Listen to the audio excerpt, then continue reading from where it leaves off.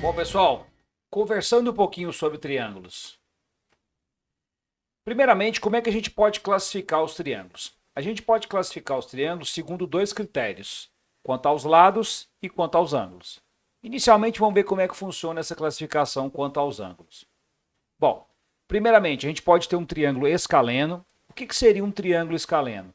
Bom, perceba que esse triângulo aqui, esse lado aqui e esse lado aqui, eles têm medidas diferentes. Isso é ser um triângulo escaleno. É um triângulo que tem três lados de medidas diferentes. Então, o lado AB é diferente do lado BC, que é diferente do lado AC. Os três lados são diferentes. Agora, uma coisa super importante que num triângulo escaleno a gente tem é que os lados são diferentes e os ângulos também são diferentes. Então aqui a gente pode garantir que esse ângulo alfa aqui é diferente do ângulo beta, que é diferente do ângulo teta. Então no triângulo escaleno, todos os lados e todos os ângulos têm medidas diferentes. Próximo triângulozinho, triângulo isósceles. O que é um triângulo isósceles? Triângulo isósceles é um triângulo que tem um par de lados congruentes. Então nesse caso aqui a gente pode, pela figura, perceber que o lado AB ele tem a mesma medida do lado AC. Beleza? E aí o que acontece? Esse lado aqui de medida diferente, que é o BC, ele recebe o nome de base. Então, num triângulo isósceles, quem que é a base? É o lado de medida diferente. E uma particularidade super importante no triângulo isósceles é que os dois ângulos da base têm a mesma medida. Então, nesse caso aqui, a gente garante que o ângulo beta e o ângulo teta têm a mesma medida. Esse ângulo alfa aqui, que está oposto à base, ele é o ângulo diferente. Aquele ângulo alfa ali, ele recebe o nome de ângulo do vértice, tá certo? Ele recebe o nome de ângulo do vértice. Então tá aí, triângulo isósceles é aquele que tem dois lados de mesma medida. Como é que chama o lado diferente? Base. Como é que estão os ângulos da base? São de mesma medida. O ângulo oposto à base recebe o nome de ângulo do vértice. Ele é o ângulo de medida diferente, tá bom? Triângulo equilátero. Bom, triângulo equilátero é aquele triângulo que tem os três lados de mesma medida. Então aqui, perceba que para o triângulo ser equilátero, o lado AB tem que ter a mesma medida do lado BC, que tem que ter a mesma medida do lado AC. Os três lados com a mesma medida, ok? Bom, uma coisa super importante no triângulo equilátero é que, além dos lados terem a mesma medida, os ângulos também têm a mesma medida. Então, esse ângulo e esse ângulo têm a mesma medida. Portanto, alfa é igual a beta, que é igual a teta. Como a soma dos ângulos internos de qualquer triângulo é 180, e esses aqui têm a mesma medida, basta então, para descobrir o tamanho deles, pegar o 180 e dividir por 3. 180 por 3, 60 graus. Todo triângulo equilátero, os três ângulos vão medir 60 graus. Ok? Por isso, inclusive, que a gente pode falar que todo triângulo equilátero, ele também é um triângulo equiângulo. Por que equiângulo? Porque os lados têm a mesma medida, equilátero.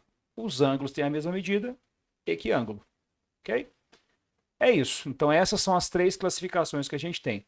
E um detalhe interessante é que todo triângulo equilátero também é isósceles. A gente pode falar que todo triângulo equilátero é isósceles, porque quem tem três lados de mesma medida tem dois. Todo triângulo equilátero é isósceles.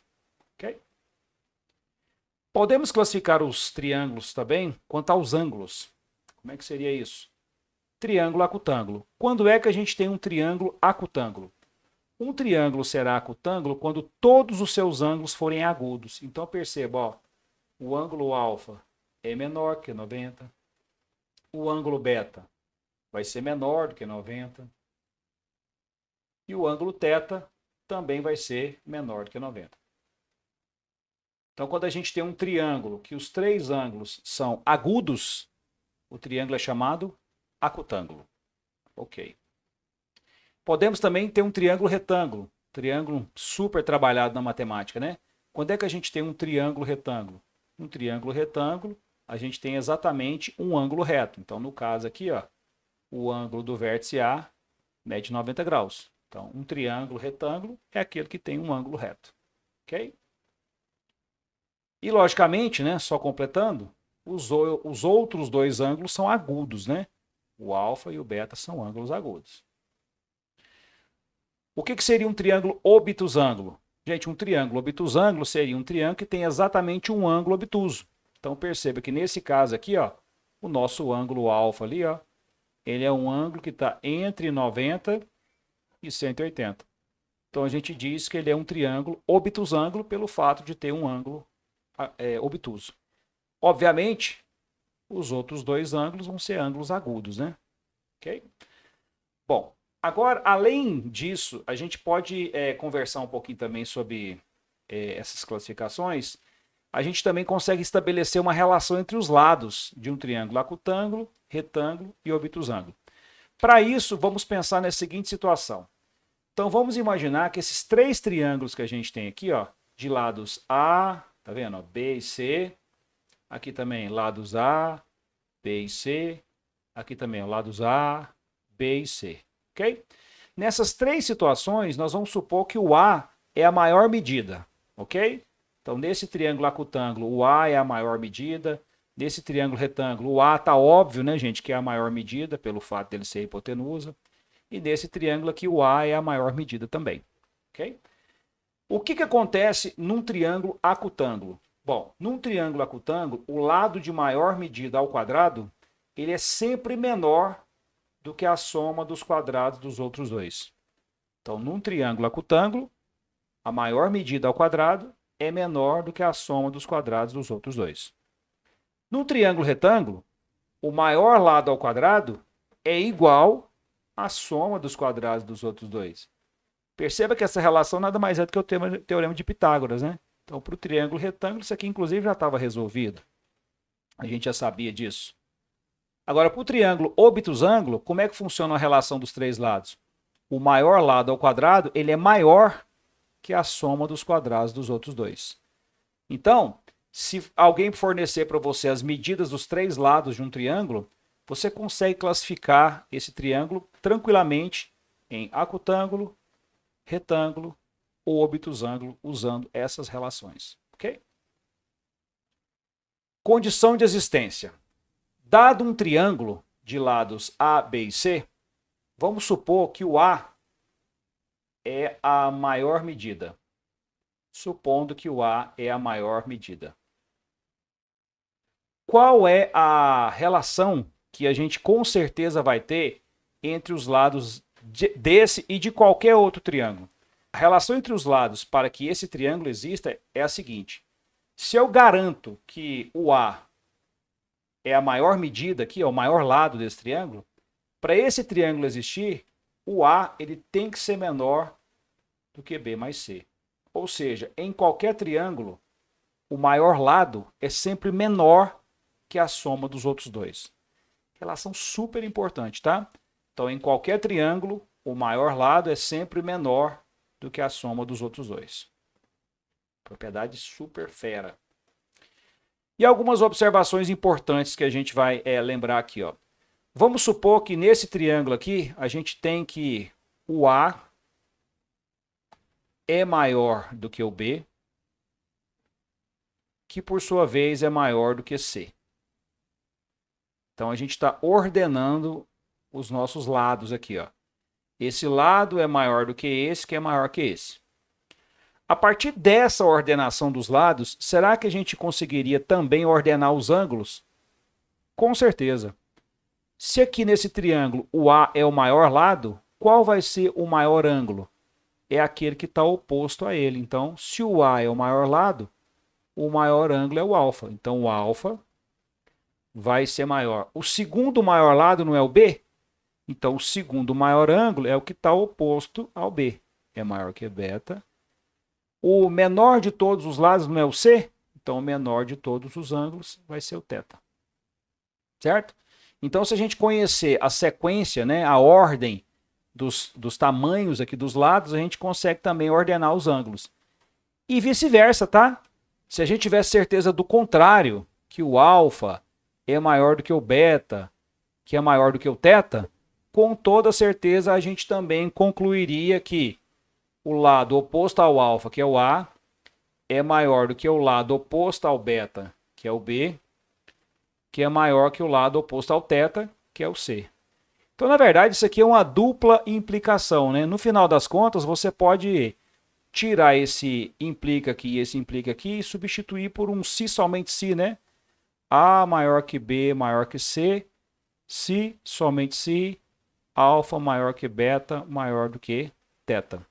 Ok? Obviamente, né? Se a gente tem, por exemplo, lados iguais, os ângulos opostos a esses lados iguais também serão iguais, que é o que acontece no triângulo isósceles, né? Por exemplo, se eu falo para você que esse lado aqui, ó, o B, é igual ao C, automaticamente o ângulo oposto a B, que é o beta, tem a mesma medida do ângulo oposto ao C, que é o θ. Isso acontece no triângulo isósceles, beleza? Então, o maior lado se opõe ao maior ângulo. Ângulos iguais se opõem a lados também iguais.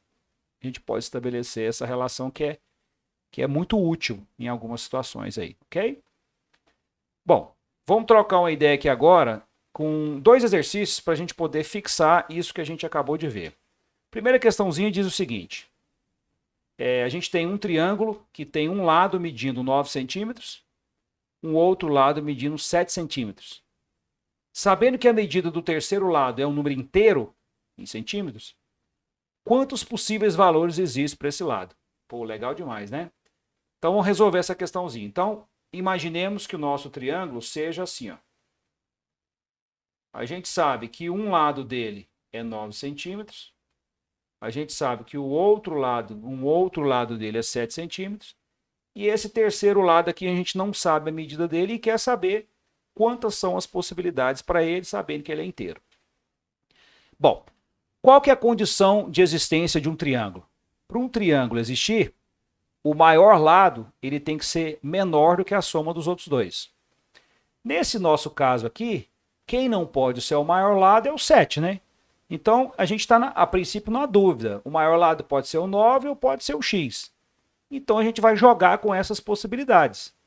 Então, na hipótese do x ser o maior lado, esse x ele tem que ser menor do que 9 mais 7. Isso é fato. Na hipótese do 9 ser o maior lado, esse 9 ele tem que ser menor do que x mais 7. Qual das duas situações a gente tem que obedecer? As duas, ao mesmo tempo. Então, o que a gente vai fazer aqui é resolver esse sisteminha de inequações, que é super simples. Então, pegando a primeira inequação, a gente vai ter x menor do que 9 mais 7, 16. Na segunda inequação, o que a gente vai fazer? Nós vamos passar o x para o lado de cá, ele fica negativo, menor, aí nós vamos passar o 9 para cá. Vai ficar 7 menos 9, e isso vai dar quanto? Menos 2. Multiplica por menos 1 aqui para mim, por favor. Quando você multiplicar aqui por menos 1, aqui vai ficar positivo, a desigualdade inverte, e aqui fica positivo também. Conclusão. Para que esse triângulo exista, esse terceiro lado aqui, ó, ele tem que ser ao mesmo tempo maior do que 2 e menor do que 16. Então, esse nosso x, ele vai ter que ser um número que está no intervalo que vai de 2 a 16. Entre 2 e 16. Como ele é um número inteiro, com toda certeza esse x vai pertencer a qual conjunto? Números inteiros que vão ficar entre 2 e 16. 3, 4, 5, 6, 7, 8, 9, 10, 11, 12, 13, 14 e 15. Vamos contar? 1, 2, 3, 4, 5, 6, 7, 8, 9, 10, 11, 12, 13. São 13 possibilidades. Beleza? Próximo. Um esquadrejamento ou ato de colocar no esquadro na construção civil é a verificação das medidas dos alicerces, paredes ou qualquer parte em que seja necessário obter um ângulo reto. Com o objetivo de garantir a perpendicularidade e o paralelismo da obra, evitando uma edificação defeituosa. Muitos construtores realizam esse procedimento com o uso de marcações e medidas utilizando as relações do triângulo retângulo, na parte da obra em que se deseja verificar o esquadro. Considerando isso, e que as sequências das medições dadas nas alternativas são todas referentes aos lados de um triângulo, assinale a alternativa com as medidas que indicam o esquadrejamento correto da construção de um alicerce. Esse esquadrejamento que ele está falando é a obtenção de um triângulo retângulo. Então a gente tem que ver aqui, para resolver a questão, qual desses triângulos, que a gente tem os lados, vai ser um triângulo retângulo. Então vamos a ele. Bom, pessoal, então o esquema aqui, para a gente verificar se esses triângulos são ou não são retângulos, a gente tem que lembrar daquela condiçãozinha que, para um triângulo ser retângulo, o maior lado ao quadrado, ele tem que ser igual à soma dos quadrados dos outros dois. É o que a gente vai fazer para cada um dos triângulos destacados aqui nas alternativas. Então, começando pela letra A. Será que esse triângulo aqui é um triângulo retângulo? Bom, a gente vai pegar o maior lado, que é o 40, e elevar ao quadrado. E aí a gente vai comparar com a soma dos quadrados dos outros dois. Será que 40 ao quadrado é o que em relação a 20 ao quadrado mais 30 ao quadrado? Bom, 40 ao quadrado dá 1.600. 20 ao quadrado dá 400. 30 ao quadrado dá 900. Então, esse valor ele não é igual a essa soma. Inclusive, ele é maior, né? Esse triângulo aqui, inclusive, é obtusângulo. Então, aqui a gente não tem o chamado esquadro, né? Vamos para o próximo. Letra B. Letra B, vamos pegar o maior lado, 50. Então, será que 50 ao quadrado é o quê em relação a 20 ao quadrado mais 40 ao quadrado? Bom, 50 ao quadrado, 2.500. Isso aqui é 400. Isso aqui dá 1.600. Então, novamente, esse primeiro númerozinho aqui é maior do que essa soma. Então, a gente tem de novo um triângulo obtusângulo. Continuando. Letra C. O maior lado é 70, então vamos ver. 70 ao quadrado é o quê? Do 35 ao quadrado mais 45 ao quadrado. Bom, 70 ao quadrado, 4.900. 35 ao quadrado, 1.225. 45 ao quadrado, 2.025. 4.900 é maior do que essa soma, né? Então, de novo, a gente tem um outro triângulo obtusângulo. Na letra D, vamos comparar 120 ao quadrado com 60 ao quadrado mais 80 ao quadrado. Aqui a gente vai ter 14.400, aqui a gente vai ter 3.600 e aqui a gente vai ter 2.400. Então, novamente, esse primeiro número é maior. Então, vai ser a letra E, né, pessoal? Vamos fazer o teste, ó. O maior lado aqui, ó. 150 ao quadrado. E nós vamos comparar com 90 ao quadrado mais 120 ao quadrado. Bom, esse aqui dá 22.500. Esse aqui dá 8.100. E esse aqui dá 14.400. Olha, 8.100 com 14.400 dá exatamente 22.500. Então é aqui que a gente tem o chamado esquadro, né? Então ficamos aí com a letra E. Valeu, espero que vocês tenham entendido tudo. Um abraço a todos.